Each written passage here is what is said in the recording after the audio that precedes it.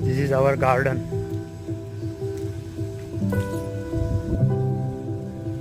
Chinese lily फुलली आहे मस्त. हे गुलाब आले. त्याला दाखव. सदाफुली. हे टोमॅटो लावले आम्ही. बघू आता येत आहे का.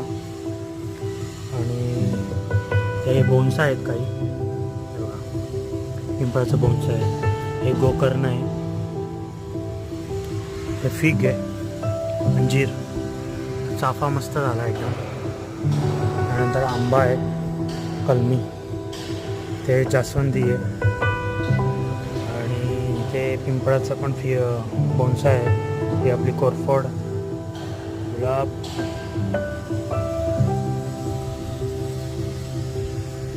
सदाफुली.